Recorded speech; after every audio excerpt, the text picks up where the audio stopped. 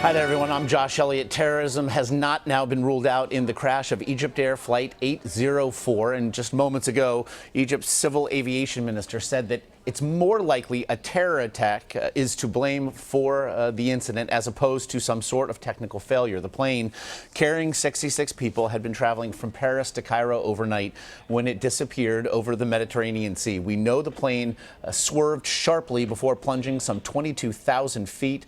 Here's more of what we know. The flight originated again from Paris's Charles de Gaulle Airport at 11:09 Wednesday night, Paris time. The Airbus A320 entered Greek airspace at some 2:24 a.m. local time.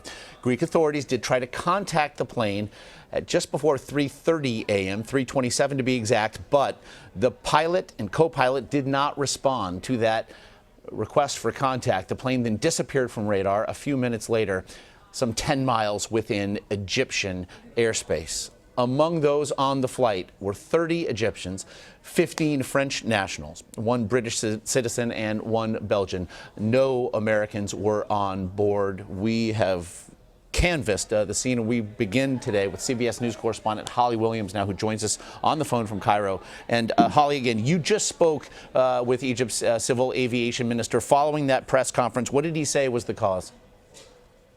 Well, Josh, I was at that press conference, pretty chaotic scene, a lot of journalists in attendance. And what the civil aviation minister kept on stressing is that he didn't want to talk about what he believes or what he thinks.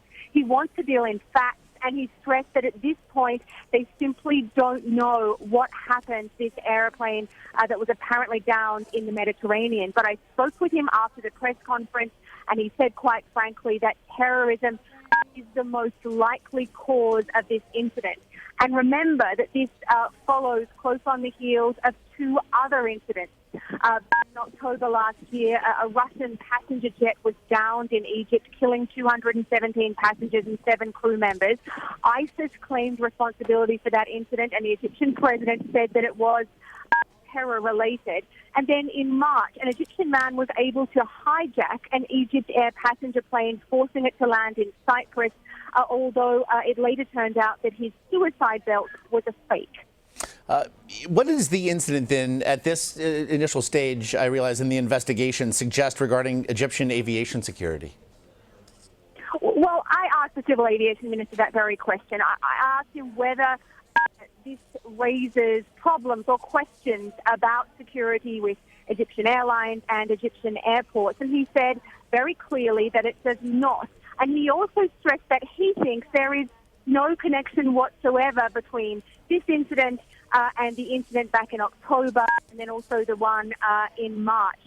And remember back in March when this Egyptian man was able to hijack a passenger plane with a fake suicide belt, that the Egyptian authorities were at pains to point out that their airport security is much improved. They even went to the lengths of releasing a security video that showed the hijacker passing through airport security and apparently undergoing all the proper security checks. Holly Williams in Cairo, we appreciate it.